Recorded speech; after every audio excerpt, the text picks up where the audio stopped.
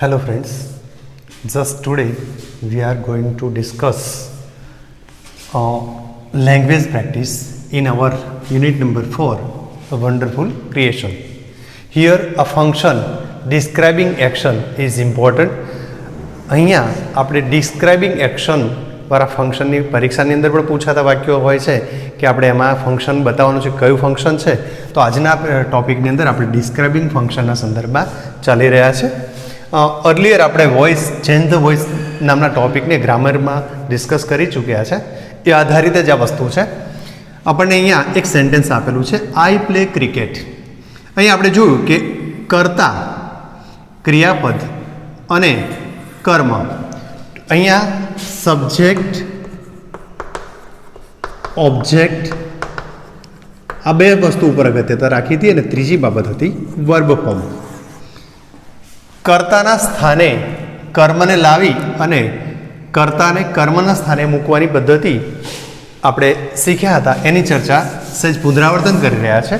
તો આપણે વાક્ય આ પ્રમાણે બનાવ્યું હતું, ક્રિકેટ આગળ લાવ્યા હતા, આઈને પાછળ મૂકતી વખતે આપણે બાયનું એડિશન કર્યું હતું અને આઈના બદલે કર્મ વિભક્તિનું રૂપ મી મૂક્યું હતું. વચ્ચેના પોર્શનમાં આપણે ગેપ્સ એટલે કે વર્બ ફોર્મનું મૂકતા હતા. પ્લેનું રૂપ મૂકવાનું છે, પાસ્ટ પાર્ટિસિપલ મૂકવાનું છે એટલે પ્લેનું રૂપ મૂકીએ છીએ આપણે પ્લેડ. અહીંયા જે સેન્ટેન્સ આપણે આપ્યું છે એનો વર્બ કયા કાળનો છે એને ધ્યાનમાં રાખવાનું છે. આપણે જે વાક્યો અહીંયા 4-5 આપવાનો પ્રયાસ કર્યો છે એમાં દરેકમાં આપણે ટેન્સ ચેન્જ કરવાનો પ્રયાસ કરેલો છે, એટલે કે ટેન્સ ચેન્જ કરેલો જ છે. ફર્સ્ટ સેન્ટેન્સ આપણું સિમ્પલ પ્રેઝન્ટ ટેન્સ છે. એક્ટિવ પેસિવ જ્યારે આપણે શીખ્યા ત્યારે વાત કરી ચૂક્યા છે કે આ સાથે સાથે આપણે ટુ બીના રૂપોને પણ યાદ કરવાના છે. ટુ બીના રૂપો એ વખતે આપણે શીખવ્યા હતા. તો વર્તમાનકાળ હોય તો એમ, ઇઝ અને આર આવે છે. જો એ પાસ્ટ ટેન્સ હોય તો વોઝ, વેર આવતું હોય છે. જો ફ્યુચર ટેન્સ અથવા તો કોઈ ઓક્સિલિયરીઝ સાથે એનો ઉપયોગ કરવાનો આવે તો બીનો ઉપયોગ કરવાનો હતો. અને જો આપણા પૂર્ણકાળના રૂપો હેવ, હેઝ, હેડવાળા વાક્યની સાથે જો ઉપયોગ કરવાનો આવે તો આપણે બીનનો ઉપયોગ કરવાનો હતો. અને જો કન્ટિન્યુઅસ ટેન્સમાં એટલે કે એમિઝારવાળા વાક્યમાં જે આઈએનજી પ્રત્યે લાગેલો હોય એવા વાક્યો હોય તો આપણે બીઇંગ વર્બનો ઉપયોગ કરવાનો છે, એવું આપણે એ વખતે શીખી ગયેલા છે.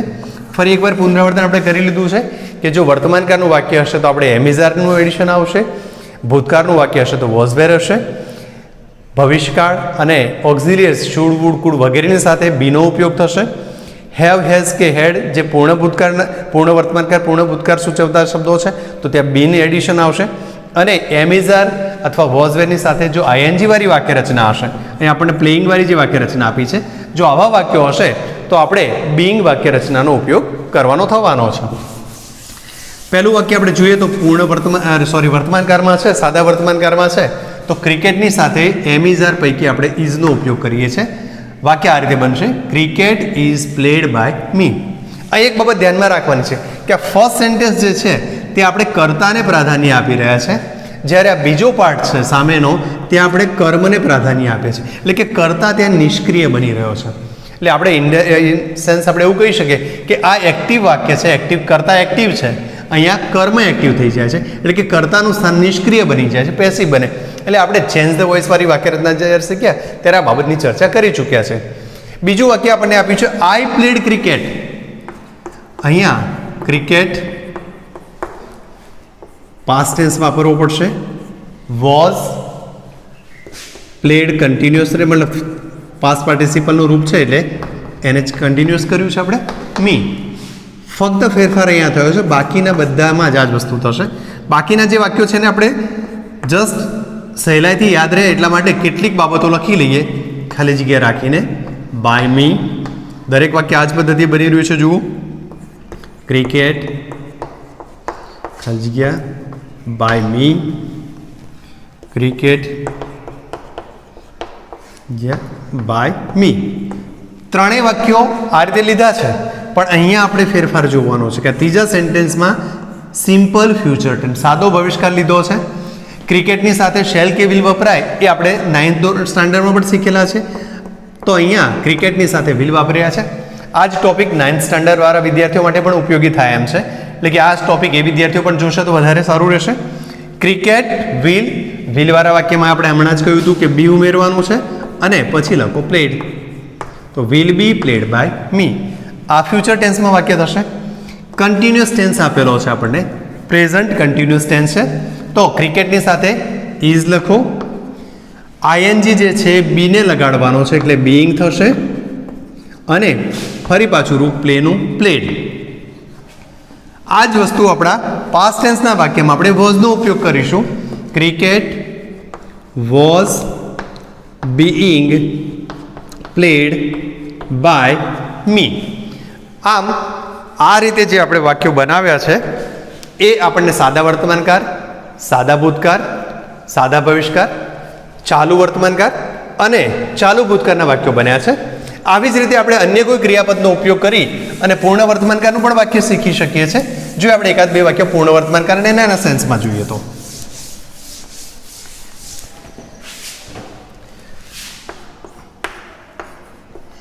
I have written a letter.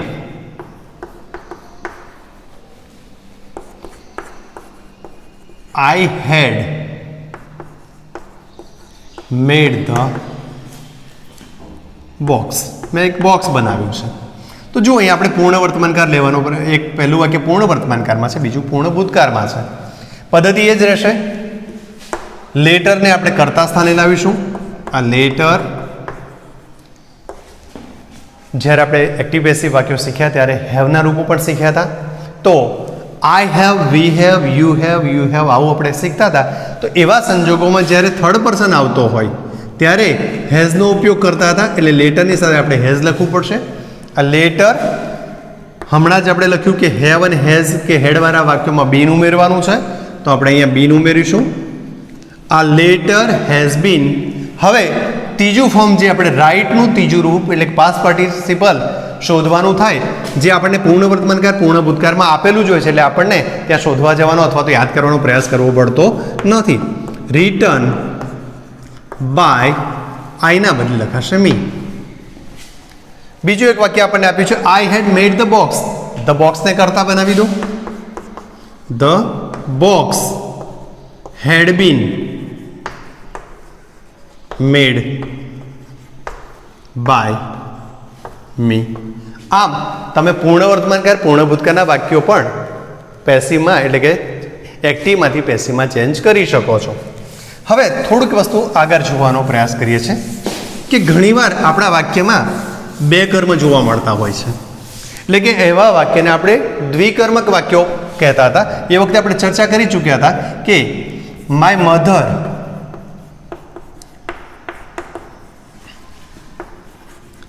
Gave me milk. અહીંયા ગેવ મી આપણા શબ્દો છે વોટ અને હુમ. અહીંયા વોટ એટલે શું અને હુમ એટલે કોને. માય મધર ગેવ, મમ્મીએ આપ્યું. શું આપ્યું? તો મિલ્ક. કોને આપ્યું? મને. બે જવાબ મળ્યા, મતલબ આપણા બંને પ્રશ્નોના જવાબ મળ્યા છે. તો આ સેન્ટેન્સ આપણે બે પ્રકારે લખી શકીએ. પહેલાં શું વાળું વાક્ય લખીએ તો આ રીતે લખાશે મિલ્ક. રિપોર્ટ અહીંયા જે વર્બ આપ્યું છે પાસ્ટ ટેન્સનું છે એટલા માટે વોઝ. મિલ્ક વોઝ ગેવનું થર્ડ ફોર્મ એટલે કે ગીવ ગેવ ગિવન થાય છે, તો ગિવન લખવું પડશે આપણે. મિલ્ક વોઝ ગિવન મી ચાલુ રાખ્યો શબ્દ બાય માય મધર. બીજી પદ્ધતિ વાક્ય જોઈએ તો હવે મીને કરતા સ્થાને લાવવું હોય તો અગાઉ જ્યારે આપણે વાક્ય શીખવાડ્યું ત્યારે આ રીતે જ એરો કરેલા છે કે આઈ અને મીની સામે ક્રોસ એરો આપણે એ વખતે શીખવેલા છે. તો મી હોય તો આપણે આઈ કરવાનું છે, એટલે આઈની સાથે ટુ બીનું રૂપ વોઝ. આઈ વોઝ ગિવન, બાકી રહી ગયેલો શબ્દ મિલ્ક બાય માય મધર. આટલી ચર્ચાઓ આપણે કરી ચૂક્યા છે. હવે એક બીજા મુદ્દા તરફ આપણે જઈએ તો ઘણીવાર એવું બને છે કે એક કરતાં વધારે વ્યક્તિઓ હોય અને કરતા દર્શાવવો જરૂરી ના હોય, અથવા તો કેટલીક ક્રિયાઓ કોના દ્વારા થતી હોય એ આપણી જાણમાં હોય છે. તો એવા સંજોગોમાં જ્યારે આપણે વાક્ય રચના બનાવતા હોય પેસિવની, તો કર્તાનો ઉલ્લેખ ઘણીવાર થતો નથી. દાખલા તરીકે જો people speak Gujarati in Gujarat. હવે આ વાક્યનું આપણે પેસિવ કરવું છે. બીજું એકાદ વાક્ય લઈએ. We celebrate Holi in the month of Phagun. ફાગણ મહિનામાં આપણે હોળીનો તહેવાર આવતો હોય છે, એના સંદર્ભમાં જોયું. તો people speak Gujarati in Gujarat. People એટલે લોકો. હવે આપણે અહીંયા ગણતરી કરવા નથી બેસવાના. આપણને ખબર છે કે ગુજરાતમાં ઘણા બધા લોકો રહે છે, આપણી સંખ્યા સાથે એને કોઈ નિસ્બત નથી. એટલે આવા સંજોગોમાં આપણે નોર્મલી બોલીએ છીએ ગુજરાતી બોલાય છે, તો ગુજરાતીને આપણે કર્તા સ્થાને લાવો. ગુજરાતી વર્તમાન કાળમાં છે તો ઇઝ, સ્પોકનું રૂપ spoken, in Gujarat in Gujarat.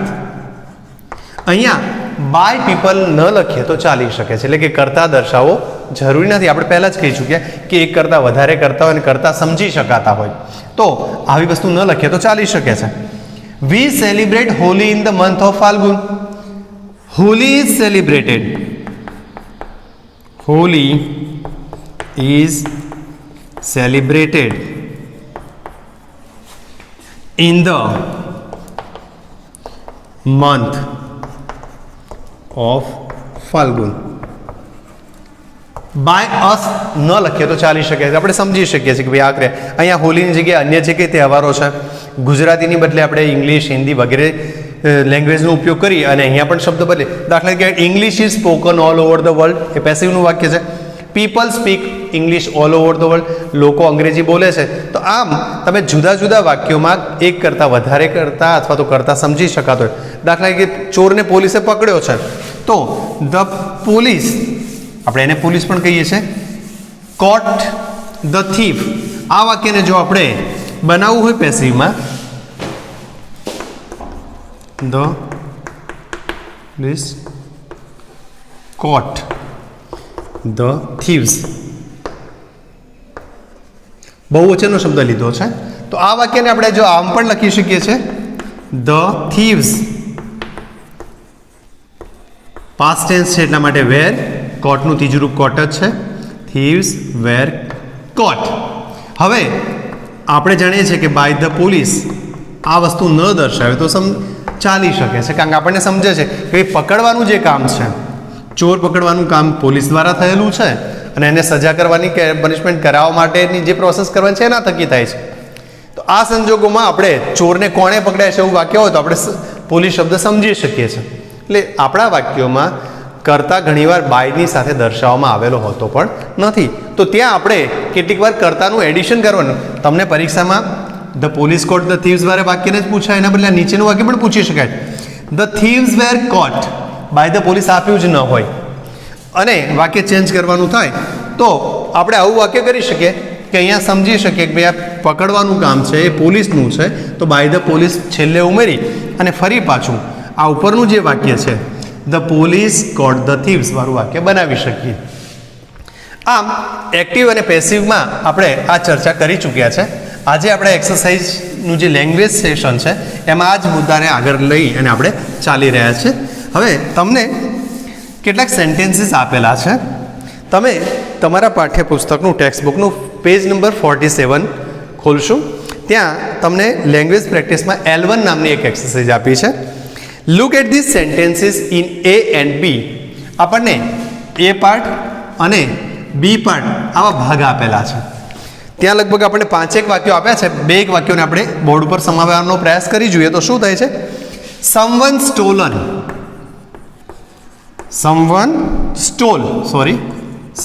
stole my pen drive. કોઈક મારી પેન ડ્રાઈવ લઈ ગયું. કોઈક લઈ ગયું, આપણે જાણતા નથી કોણ લઈ ગયું. કરતા આપણા માટે અનનોન છે. વસ્તુનું નામ છે પેન ડ્રાઈવ, તો પેન ડ્રાઈવને આપણે આગળ લઈએ. My pen drive. Stole past ટેન્સનું રૂપ છે, એટલે આપણે વોઝનો ઉપયોગ કરવો પડશે. સ્ટોલનું ત્રીજું રૂપ stolen. My pen drive was stolen. કરતા અનનોન છે એટલે વાક્યમાં બાય સમવન લખવું ફરજિયાત નથી. લખો તો પણ ચાલે અને ન લખો તો પણ ચાલી શકે છે. એટલે કે કરતા અનનોન છે. તમારા એક્સરસાઇઝમાં એટલે કે આ જે પેજ ઉપર છે ત્યાં ડુઅર અનનોન લખેલું છે. ડુઅર એટલે શું? તો ડુ એટલે કરવું ને એના ઉપરથી શબ્દ બન્યો ડુઅર એટલે ક્રિયાનો કરનાર. ક્રિયાનો કરનાર આપણે એને કરતા તરીકે કહીએ છીએ. તો ડુઅર અનનોન છે, કરતા અનનોન છે, આપણે જાણતા નથી એટલે દર્શાવવું કમ્પલસરી નથી. સેકન્ડ સેન્ટેન્સમાં આપણને કંઈક આવું આપ્યું છે, we sell all types of books here. We sell all types of book here. અમે સેલ સિમ્પલ ટેન્સનું રૂપ છે, વી કરતા છે એટલે પાછળ જશે તો અસ થવાનું છે. All types of book, all types of books, આ હિયર એ પ્લેસ બતાવે છે. શું વેચો છો? તો ઓલ ટાઈપ્સ ઓફ બુક્સ એને કરતા બનાવો. ઓલ ટાઈપ્સ ઓફ બુક્સ વર્તમાનકાર છે એટલે આર અને સેલનું રૂપ છે sold. All types of books are sold. અહીંયા બાયસ લખી શકાય પણ ન લખ્યું હોય તો પણ ચાલે છે. રીઝન આપણને આપ્યું છે ડુઅર ઇઝ નોટ ઇમ્પોર્ટન્ટ. અહીંયા પુસ્તકોનું વેચાણ થાય એ બાબત અગત્યની છે. આપણા દ્વારા વેચાણ થાય એટલે કે કરતા અગત્યનો નથી. તો જ્યારે કરતા અનનોન હોય, કર્તાને પ્રાધાન્ય આપવાની જરૂર ન હોય તો એવા સમયે બાયની સાથે આ કરતા દર્શાવવામાં આવતા નથી. ત્રીજા એક સેન્ટેન્સને જોવા જાઓ તો ત્યાં તમને આવું કંઈક સેન્ટેન્સ આપ્યું છે, the SSCE board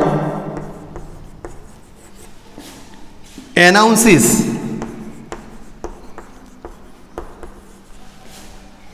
the results. અહીંયા એસએસસી બોર્ડ દ્વારા રિઝલ્ટ જાહેર કરવામાં આવે છે. પ્રાધાન્ય છે રિઝલ્ટને. એસએસસી બોર્ડને આપણે પ્રાધાન્ય નથી આપવું તો આપણે આવું લખી શકીએ, ધ રિઝલ્ટ્સ આર એનાઉન્સ્ડ. બહુવચનમાં છે અને વર્તમાનકાળમાં છે એટલે આરનો ઉપયોગ કર્યો. એનાઉન્સ્ડ બાય ધ SSCE બોર્ડ. આ વસ્તુ ન લખી હોય તો પણ આપણે સમજી શકીએ છીએ. એટલે કે શિક્ષણ બોર્ડ દ્વારા રિઝલ્ટ જાહેર થાય છે. અહીંયા બાય ધ કૌંસમાં રાખ્યું છે, બાય ધ SSCE બોર્ડ.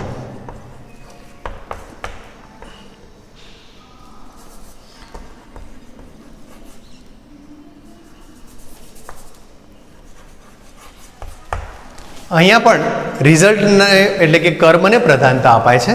આ પદ્ધતિ બીજા બે વાક્યો આપ્યા છે એ તમે સમજી શકો એમ છે. ધ પ્રિન્સિપલ વિલ એવોર્ડ આ ગોલ્ડ મેડલ ટુ મનીષા.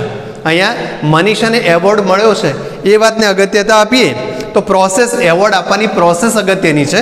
એટલે મનીષા વિલ બી, અગાઉ આપણે કહી ચૂક્યા છે કે શેલ વિલ વાળા વાક્યમાં બી ઉમેરવાનું છે. Manisha will be awarded a gold medal by the principal. અહીંયા પ્રોસેસ અગત્યની જોવા મળી છે. અને લાસ્ટ સેન્ટેન્સની અંદર the city disposes the waste material in a variety of ways. શહેરની અંદર વેરાયટીઝ ઓફ વેસ્ટ, જુદા જુદા પ્રકારે ડમ્પિંગ, કચરાનો વેસ્ટનો નિકાલ થઈ શકે છે. ધ વેસ્ટ મટીરિયલ્સ, બહુવચન છે મટીરિયલ્સ, અને આપણું વાક્ય વર્તમાનકાળમાં છે એટલે are. The waste materials are disposed in a variety of ways by the city. આવું આપણે લખી શકીએ પણ અગત્યતા નથી ધરાવતો કારણ કે ડુઅર ઇમ્પોર્ટન્ટ નથી. એના દ્વારા કરવામાં આવતી ક્રિયા અગત્યની છે એટલે બાય ધ સિટી લખ્યા સિવાય પણ આપણે વાક્યને લખી શકીએ છીએ. એટલે કે આ પદ્ધતિએ તમે જો L1ને સમજવાનો પ્રયાસ કરશો તો તમને કર્તાને અગત્યતા, કાર્યની અગત્યતા, કઈ બાબતને મહત્ત્વ આપ્યું છે એના આધારે વાક્યમાં જે ફેરફારો કરેલા છે એ તમે સમજી શકો એમ છો. L2 નામની જે એક્સરસાઇઝ આપી છે આપણને એમાંના કેટલાક વાક્યોને આપણે સમજવાનો પ્રયાસ કરી રહ્યા છે. લેંગ્વેજ પ્રેક્ટિસની જે એક્સરસાઇઝ નંબર 2 છે L2 એના સંદર્ભમાં આપણે થોડીક ચર્ચા તરફ આગળ વધી રહ્યા છે. આપણને કેટલાક સેન્ટેન્સીસ આપેલા છે, એમાંના કેટલાક સેન્ટેન્સ આપણે બોર્ડ ઉપર લેવાનો પ્રયાસ કરીએ. દાખલા કે પહેલા નંબરનું સેન્ટેન્સ છે એ આપણને બનાવીને આપેલું છે, એટલે આપણે સેકન્ડ સેન્ટેન્સ, ફોર્થ સેન્ટેન્સ અને સિક્સ સેન્ટેન્સ આ 3 સેન્ટેન્સને લેવાનો પ્રયાસ કરીશું. The clerk issue passbook here. અહીંયા બી વિભાગમાં તમને ઇન્સ્ટ્રક્શનમાં લખ્યું છે કે ઇન્સ્ટ્રક્શન અથવા તો પબ્લિક નોટિસીસ. એક બાજુ સ્ટેટમેન્ટ છે અને બીજી બાજુ અહીંયા આપણને સ્ટેટમેન્ટ આપેલું છે, વાક્ય આપેલું છે અને સામે પક્ષે આપણને ઇન્સ્ટ્રક્શન્સ આપેલી છે, ઇન્સ્ટ્રક્શન અથવા તો નોટિસ આપેલી છે. આવું કંઈક આપેલું છે. પહેલું વાક્ય આપણને જવાબ બનાવીને આપેલો હતો, પાસબુક્સ આર ઇશ્યુડ હિયર. સેકન્ડ સેન્ટેન્સને આપણે જોઈએ છે તો the clerk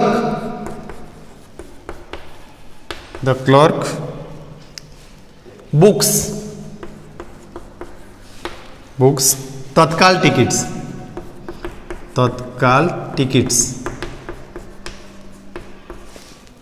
tickets here.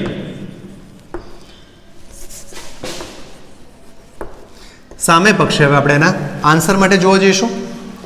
The clerk doer છે, બુક્સ વર્બ ફોર્મ છે, પ્રેઝન્ટ ટેન્સ છે, તત્કાલ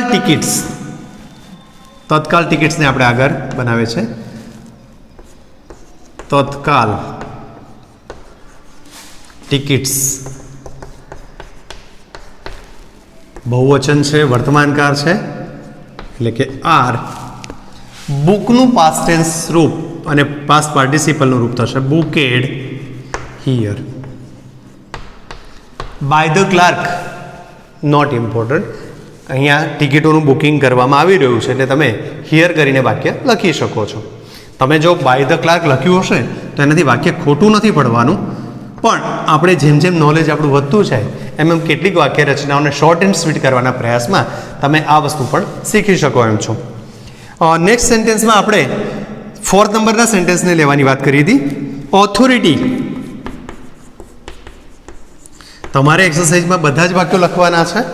આપણે અહીંયા કેટલાક વાક્યોને સમજાવવાનો પ્રયાસ કરી રહ્યા છે અને એ આધારે તમારે આ એક્સરસાઇઝ કરવાની છે અને વધુ વાક્યો પણ પ્રેક્ટિસ કરવા જરૂરી છે. The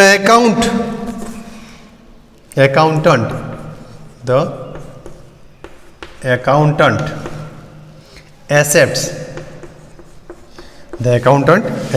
fees at the account office.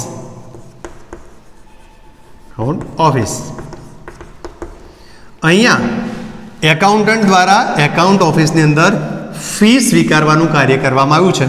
આપણે ફીને અગત્યતા આપીએ, એકાઉન્ટન્ટને અગત્યતા નથી આપવી, તો વાક્ય આવું થશે. ફીઝ બહુવચન છે, એક્સેપ્ટ વર્તમાનકાળ છે, ફીઝ આર એક્સેપ્ટેડ. ક્યાં એક્સેપ્ટ કરવામાં આવે છે તો એટ ધ એકાઉન્ટ ઓફિસ. વધારામાં તમારે લખવું હોય તો કદાચ લખે કે બાય ધ એકાઉન્ટન્ટ, પણ અહીંયા આપણી અગત્યતા મૂળ પેલા શબ્દ સાથે છે એટલે બાય ધ એકાઉન્ટન્ટ એ બ્રેકેટ્સમાં લખ્યું છે. એના પછીનું એક વાક્ય આપણને આપેલું છે. આપણે છઠ્ઠા વાક્યની ચર્ચા કરી રહ્યા છે. પાંચમું વાક્ય તમારે સેલ્ફ ટ્રાય કરવાનો છે. વી એલાઉ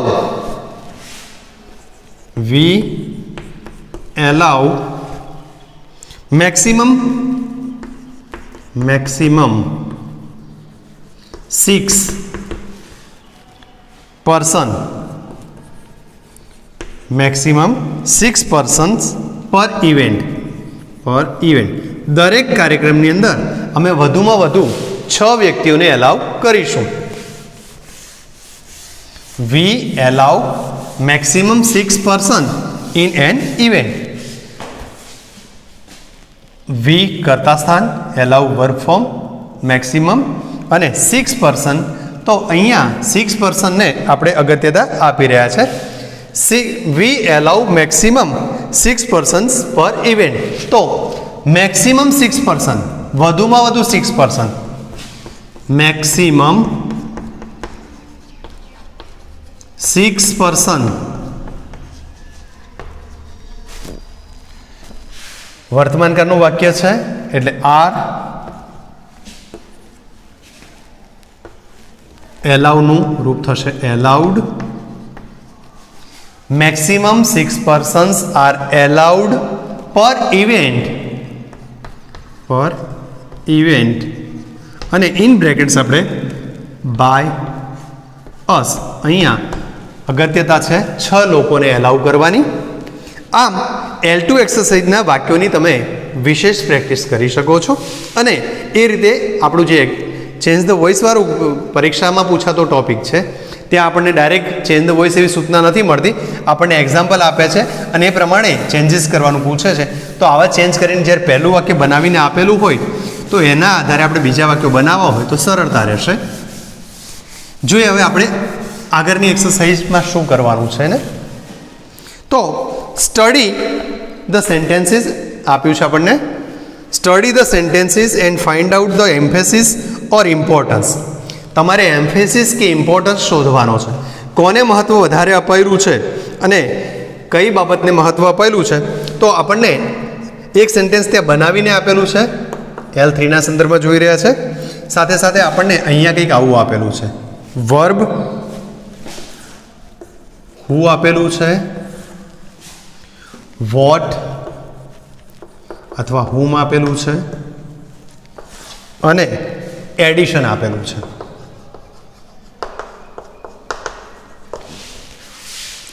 આ બાબતને આપણે ધ્યાનમાં લેવા જઈએ તો પહેલું સેન્ટેન્સ આપણને બનાવીને આપ્યું હતું, આ રેડ કિલ્ડ અ કેટ. આ રેડ કિલ્ડ અ કેટ. ત્યાં પહેલા વાક્યને જોવા જાઓ તો વર્બમાં કિલ્ડ લખેલું છે અને એના નીચેનું વાક્ય છે આ કેટ વોઝ કિલ્ડ બાય આ rate.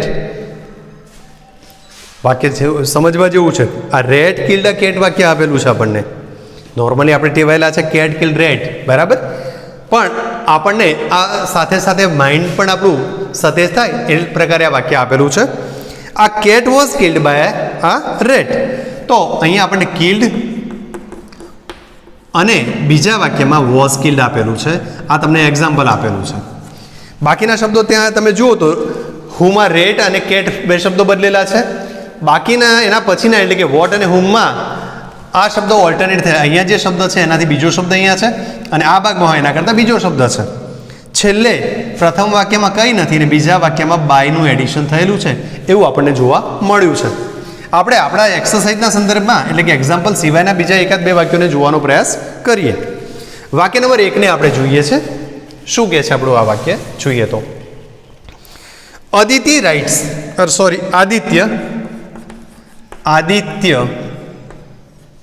Rights poetry. Aditya writes poetry. આ પ્રકારનું એક વાક્ય આપણને આપ્યું છે વાક્ય નંબર 1માં. એનો નીચે આપણને વાક્ય આપ્યું છે poetry is written by Aditya. હવે અહીંયા જોવા જઈએ તો વર્ક ફોર્મમાં આપણે રાઇટ્સ લખવું પડશે,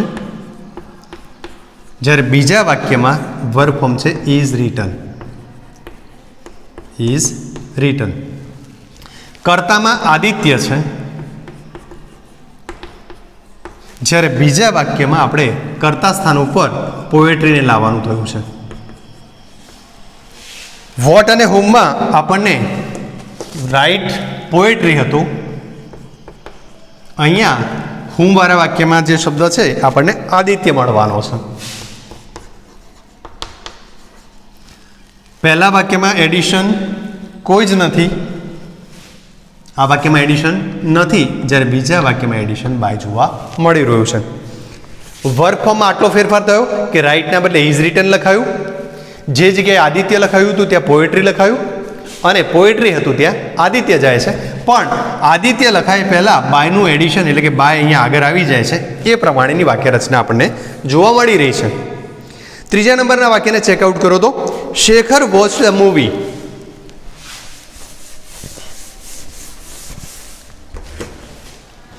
શેખર, વાક્ય નંબર ત્રીજું છે આપણું. Shekhar watched a movie. અહીંયા એના નીચે બનાવીને આપેલું વાક્ય છે આ મૂવી વોઝ વોચડ. આ movie was watched. Movie was watched by Shekhar. આ પ્રમાણેની વાક્ય રચના આપણને આપેલી છે. હવે વર્બ ફોર્મમાં જોવા જઈએ તો વોચડ અને વોઝ વોચડ છે. તમારે આ ભાગમાં વોચ પાસ્ટ ટેન્સનું રૂપ છે, તો પાસ્ટ ટેન્સ વપરાયો છે તો એની સાથે પાસ્ટ ટેન્સનું ટુ બીનું રૂપ વપરાયું છે, વોઝ વોચડ થયું છે. હવે આદિત્યની જગ્યાએ શેખર છે.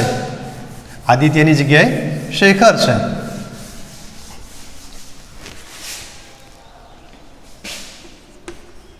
શેખર અને સામેના ભાગમાં આ મૂવી છે.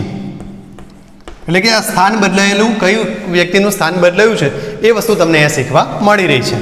અહીંયા મૂવી હતું, જ્યારે અહીંયા શેખરનો ઉપયોગ થશે, પણ શેખરની પહેલાં બાય એડિશન થાય છે. આ વાક્ય ઉપરથી આપણે સમજી શક્યા છે. એટલે વાક્ય તમને આવું આપ્યું છે, આ movie was watched by Shekhar. પાંચમા વાક્યને જોવાનો પ્રયાસ કરીએ છીએ આપણે.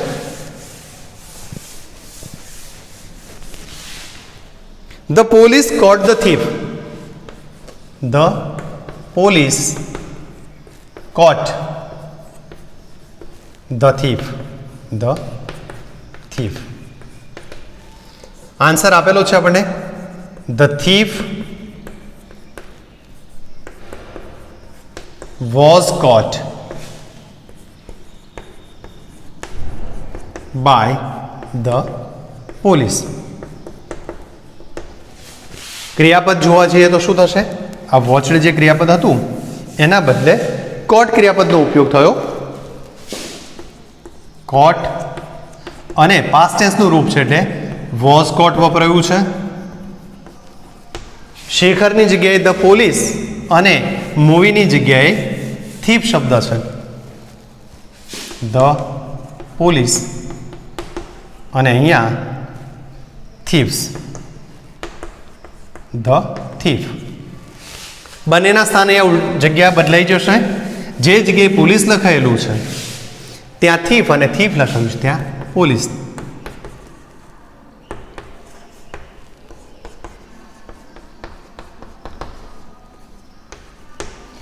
અને છેલ્લે આ વાક્યમાં બાય નથી ઉમેર્યું, આ વાક્યમાં બાય ઉમેરાશે અને બાય પોલીસની આગળ લખાશે. આમ તમે L3 નામની એક્સરસાઇઝને પણ સમજી શકો છો, અને એ પ્રમાણે બાકીના સેન્ટેન્સને તમારે લખવાના છે અને સમજવા પ્રયાસ કરવાનો છે. હવે આપણને એક્સરસાઇઝ નંબર L4 આપી છે, એના સંદર્ભમાં થોડીક આપણે ચર્ચા કરવા જઈ રહ્યા છે. જુદા જુદા ટેન્સના જુદા જુદા વાક્યોને આપણે અગાઉ પણ સમજવાનો પ્રયાસ કરેલો છે, અને અત્યારે એના રિવિઝનના ભાગરૂપે પણ આપણે સમજી શકીએ એમ છે. અને આપણા કન્ટિન્યુઅસ જે આપણું રનિંગ લેક્ચર, રનિંગ પાર્ટ છે આપણો જે ચાલુ, એના સંદર્ભમાં ડિસ્ક્રાઇબિંગ એક્શન વસ્તુ વિશે આપણે શીખી રહ્યા છે. તમને પાર્ટ A અને પાર્ટ B આપેલા છે, અને આ ભાગમાં તમને જુદા જુદા વાક્યો આપેલા છે. દરેક ભાગમાં તમે 3 કે 4 વાક્યોને જોવા જાઓ તો ટેન્સ બદલાતો દેખાય છે. દાખલા તરીકે આપણને પહેલું વાક્ય જે આપ્યું છે, Divya eats a banana every day. આપણે પેજ નંબર 49 ઉપરની એક્સરસાઇઝની ચર્ચા કરી રહ્યા છે. Every day. બીજું એક વાક્ય આપણને આપ્યું છે, નેહલ રાઇટ્સ લેટર્સ. ત્રીજું સેન્ટેન્સ છે, જાવેદ વિયર્સ અ ટાઈ રેગ્યુલરલી અને ચોથું સેન્ટેન્સ છે we play cricket every Sunday.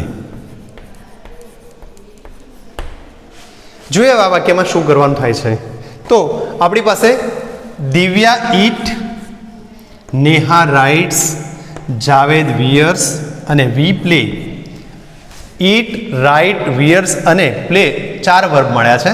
તમે ચારે વર્બ ઉપર નજર કરશો તો અહીંયા સિમ્પલ પ્રેઝન્ટ ટેન્સનો ઉપયોગ થયેલો છે. જ્યારે વાક્યમાં સિમ્પલ પ્રેઝન્ટ ટેન્સ વર્બ બતાવતું હોય તો એ વાક્યમાં આપણે એમ, ઇઝ અને આર ટુ બીના રૂપની જરૂર પડે છે. હવે અગાઉ આપણે વાત કરી હતી કે ક્રિયાપદને શું અથવા કોને વડે પ્રશ્ન પૂછો અને મળતો જવાબ કરતા સ્થાને આવે તો આપણા આ વાક્યમાંથી દિવ્યા પાછળ જશે અને બનાના શબ્દ આગળ આવશે. તો વાક્ય આ રીતે બનશે. આ બનાના ટુ બીનું ફોર્મ અહીંથી પસંદ કર્યું. ઇઝ, ઇટનું ત્રીજું રૂપ આપણે અગાઉ ક્રિયાપદ વર્બ ફોર્મ આપણે મેમરાઇઝ કરવા માટેની વાત કરી ચૂક્યા છે, ગોખવા માટેની વાત કરી ચૂક્યા છે, એટલે તમે ગોખી લીધા હશે. ઇટન, આ banana is eaten by Divya. આ રીતે આપણું વાક્ય ચેન્જ થઈ શકે છે. નેહલ રાઇટ્સ લેટર, અહીંયા નેહલ રાઇટ્સ લેટર્સ બહુવચનનો વર્ડ છે એને આગળ લાવીએ છીએ. લેટર્સ એમિઝારમાંથી બહુવચન છે એટલે આર. રાઇટ વર્બ ફોર્મ છે, રાઇટનું ત્રીજું રૂપ રિટર્ન, મતલબ પાસ્ટ પાર્ટિસિપલનું રૂપ રિટર્ન બાય નેહલ. હજુ વધુ વાક્યને જોઈએ છે. વિયર્સ વર્તમાનકાળનું વાક્ય છે. અ ટાઈને કરતા સ્થાને લાવો. અ ટાઈ ઇઝ, વિયરનું રૂપ થશે won, wear war won by Javed. વધારાનો જે શબ્દ છે એને વચ્ચે લઈ લઈએ છીએ રેગ્યુલરલી બાય જાવેદ. અને આ પદ્ધતિમાંનું જે સિમ્પલ પ્રેઝન્ટ ટેન્સનું ચોથું વાક્ય છે ક્રિકેટને કરતા સ્થાને લાવો તો શું બનશે? Cricket is played. Cricket is played every Sunday by અસ.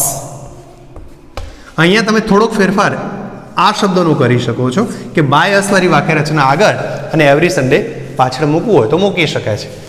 આમ આપણા સિમ્પલ પ્રેઝન્ટ ટેન્સના વાક્યો આ રીતે કન્વર્ટ કરી શકાય છે. બીજા જે વાક્યો આપ્યા છે એના સંદર્ભમાં આપણે થોડો જોવાનો પ્રયાસ કરીએ છીએ. આ એક્સરસાઇઝ એટલા માટે તમારે ધ્યાનમાં રાખવાની છે કે હવે પછી આવનારી એક એક્સરસાઇઝમાં તમારે આવા બંધ બેસતા જે સુટેબલ સેન્ટેન્સીસ છે એ સેન્ટેન્સ આમાંથી જ શોધવાના છે. એટલે કે તમારે વાક્યના ક્રમ નંબર પ્રમાણે યાદ રાખવાના છે અને એ જગ્યાએ તમારે કયા વાક્ય સાથે બંધ બેસતું વાક્ય છે એવું લખવાનું આપણી એક એક્સરસાઇઝમાં આવી રહ્યું છે.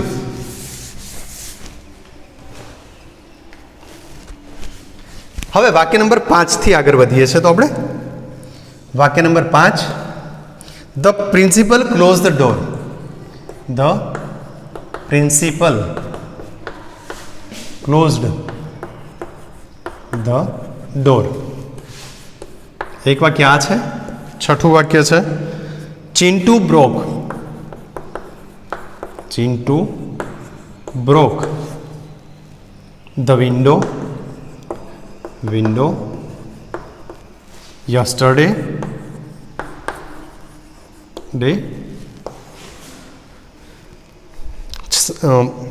સાતમું વાક્ય છે the children saw the movie. The children saw the movie. આઠમું વાક્ય આ જ પદ્ધતિનું છે એટલે આપણે એ વાક્ય તરફ ધ્યાન આપવાને બદલે આ બાકીના 3 વાક્યો પહેલાં કરી લે છે. આઠમું વાક્ય તમને બનાવતા ફાવશે. અહીંયા આપણે આ શબ્દો ઉપર ધ્યાન આપી રહ્યા છે. Closed past tense, broke past tense અને સો પાસ્ટ ટેન્સ. જો આપણું વાક્ય પાસ્ટ ટેન્સ ધરાવતું હોય તો ટુ બીના રૂપમાં આપણે વોઝ કે વેરનો ઉપયોગ કરવાનો છે એવું આપણે શીખી લીધેલું છે, જાણી લીધેલું છે. The principal close the door, કરતા સ્થાને લાવો ડોરને. ધ ડોર, પાસ્ટ ટેન્સનું રૂપ સિંગલ એક જ છે એટલે was. The door was, ED લાગતો હોય જે ક્રિયાપદને વર્બ ફોર્મને એનું ત્રીજું રૂપ ઈડી વાળું જ હોય છે એટલે closed by. The door was closed by the principal.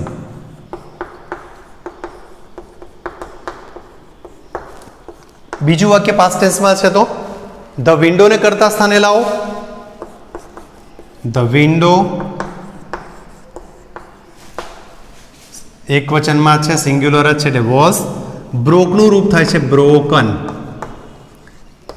Break, broken. તો બ્રોકન શબ્દ લાવવો પડશે, આ શબ્દને બદલે આપણે વર્બ ફોર્મ લાવવું પડશે. By Chintu, by Chintu. પણ આગળ યસ્ટરડે શબ્દ આપ્યો છે તો આપણે યસ્ટરડેને પહેલાં લઈ લઈએ. Yesterday by Chintu. અગાઉના વાક્યમાં પણ આપણે કહી ચૂક્યા છે કે સમયદર્શક શબ્દને આગળ પાછળ મૂકી શકીએ છીએ. અને આ એના પછીનું જે વાક્ય છે એને જોઈએ તો ધ મૂવી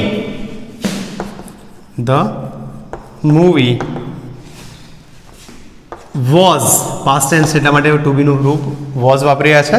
સોનું રૂપ થશે સીન બાય ધ ચિલ્ડ્રન. પહેલા 4 વાક્યોમાં આપણે સિમ્પલ પ્રેઝન્ટ ટેન્સ વિશે શીખ્યા હતા. બાકીના 3 વાક્યો એટલે કે 8મું વાક્ય પણ સિમ્પલ પાસ્ટ ટેન્સનું જ છે, એટલે કે સિમ્પલ પાસ્ટ ટેન્સના વાક્યો બનાવતા શીખીએ છીએ. અને સિમ્પલ પાસ્ટ ટેન્સના બનાવતી વખતે આપણે ધ્યાન રાખી રહ્યા છે કે ટુ બીના ફોર્મ તરીકે વોઝ કે વેરનો ઉપયોગ થતો હોય છે. હવે એના પછીના જે વાક્યો છે એને થોડાક રીડ કરી રાખો, ત્યાં સુધી આપણે બોર્ડ વર્ક જોઈએ. બીજું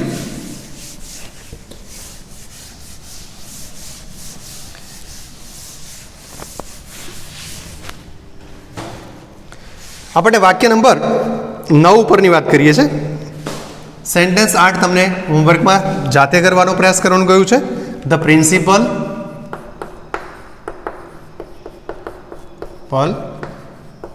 વિલ લખતાની સાથે આપણા મનમાં આઈડિયા આવશે કે આપણે ફ્યુચર ટેન્સની વાત કરી રહ્યા છે.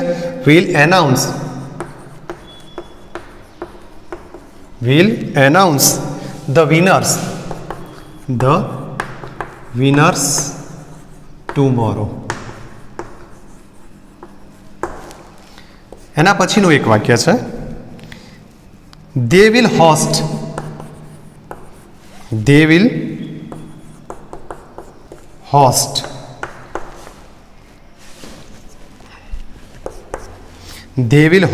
the events next month. તમે આ વાક્ય જોશો તો અહીંયા તમને શેલ કે વિલની સાથે વર્બ ફોર્મ જોવા મળે છે. અને આપણે જાણીએ છીએ કે શેલ કે વિલની સાથે વર્બ ફોર્મ અને વાક્યમાં ટુમોરો, નેક્સ્ટ મંથ જેવા શબ્દો હોય તો ફ્યુચર ટેન્સ ઇન્ડિકેટ કરે છે. અહીંયા આપણે આ જો સેન્ટેન્સને કન્વર્ટ કરવું હોય તો અગાઉ કહ્યા હતા કે શેલ વિલ જેવા વર્ડ્સ હેલ્પિંગ વર્બ છે એની સાથે બીનો પ્રયોગ થાય છે. એટલે કે આપણું વાક્ય આ રીતે બની શકે ધ વિનર્સ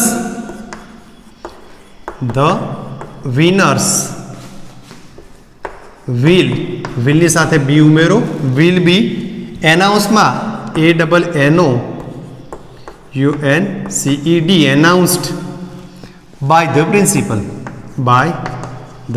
પ્રિન્સિપલ. આ રીતે વાક્ય બની શકે. એના પછીનું જે વાક્ય છે એમાં ધ ઇવેન્ટ્સને આપણે પ્રાધાન્ય આપીએ છીએ. ધ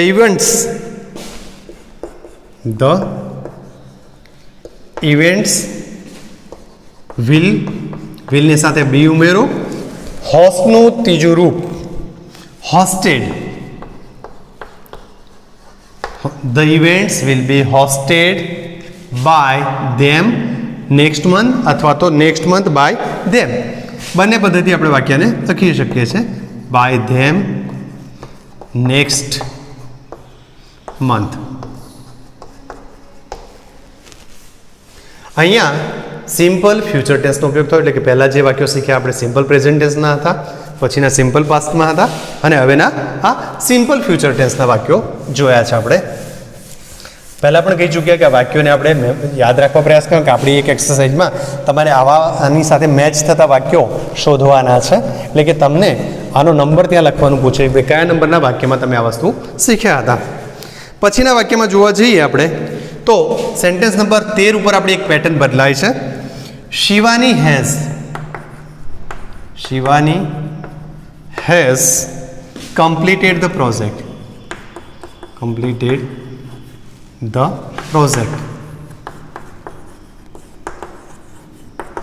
બીજું એક વાક્ય આપણને ત્યાં આપ્યું છે 14 નંબર પર.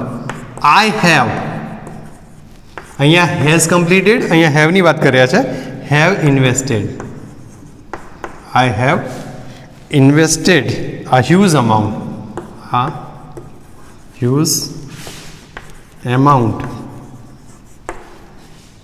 of money. અહીંયા બંને વાક્યો પૂર્ણ વર્તમાન કાળના લીધા છે. અને એના પછીનું એક વાક્ય જોવા જઈએ છે ફ્રેન્ડ્સ હેડ ઇન્વેન્ટેડ. વાક્ય નંબર છે આપણું 17. ફ્રેન્ડ્સ હેડ ઇન્વાઇટેડ મી last night.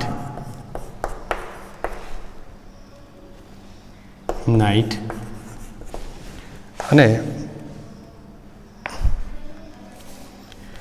Last 19મો sentence last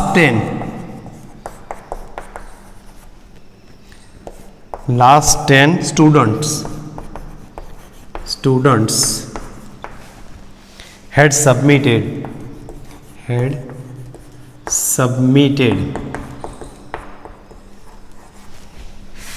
assignments.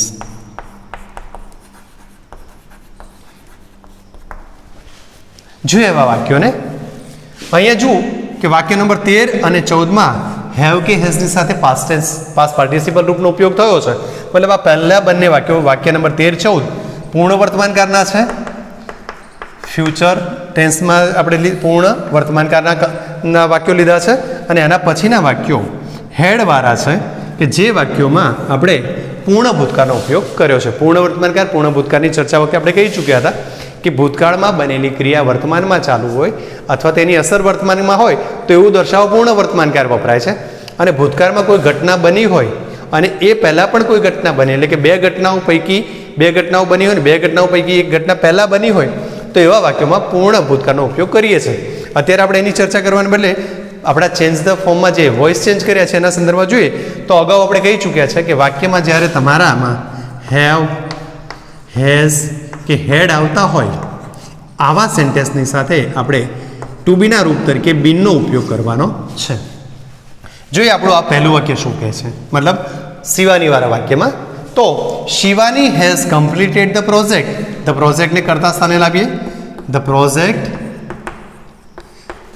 પ્રોજેક્ટની સાથે હેઝ જ લખાશે. પ્રોજેક્ટ હેઝ, અહીંથી બીન ઉમેરો, હેઝ બીન. જ્યારે પૂર્ણ વર્તમાનકાળ, પૂર્ણ ભૂતકાળના વાક્યો આપ્યા હોય તો આપણને પાસ્ટ પાર્ટિસિપલનું રૂપ ઓલરેડી આપેલું જ હોય છે એટલે આપણે શોધવા જવાનો ત્યાં પ્રશ્ન આવતો નથી. Completed, the project has been completed by Shivani. આ રીતે તમારું પ્રથમ વાર એટલે કે વાક્ય નંબર 13 બની શકે છે. I have invested a huge amount of money. શું રોકાણ કર્યું છે તો huge amount of money. કરતા સ્થાને આપણે લાવીએ છીએ a huge amount of money. Huge amount of money has been invested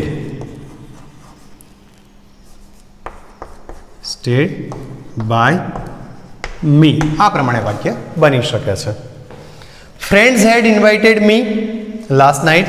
invited મીને કરતા સ્થાને લાવશું તો આઈ થશે, એ આપણે અગાઉ શીખી ચૂક્યા છે. I had been invited by friends last night. અને છેલ્લું વાક્ય છે એમાંનું last 10 students had submitted assignment. એસાઇનમેન્ટને કરતા સ્થાને લાવો. એસાઇનમેન્ટ્સ had been submitted by last 10 students. આમ તમે આ એક્સરસાઇઝના વાક્યોને સમજવાનો પ્રયાસ કરો છો. ઓલરેડી તમને વાક્યો આપેલા છે. ધ્યાને રાખવાનું છે કે કયા ટેન્સની અંદર વાક્ય રચનામાં વર્બ ફોર્મના આધારે વાક્યમાં ટુ બીનું રૂપ કયું ઉમેર્યું છે એ બાબત ઉપર તમારે ધ્યાન રાખવાનું છે. અને સાથે સાથે કયા વ્યક્તિને મતલબ કર્મને કયા સ્થાનથી લઈ અને કયા સ્થાને એટલે કે કર્તાના સ્થાને મૂકીએ છીએ તો એ બાબતને પણ તમારે ધ્યાનમાં રાખવાની છે. આ એક્સરસાઇઝને એટલે કે આ લેસનની અંદર આપણા આ લેક્ચર્સની અંદર અહીંયા આપણે વિરામ લઈએ છીએ. હજુ આપણી એક્સરસાઇઝ કન્ટિન્યુઅસ છે એટલે એના પછીના લેક્ચરમાં આપણે આ જ એક્સરસાઇઝને કન્ટિન્યુઅસ કરી રહ્યા છે. Okay, thank you.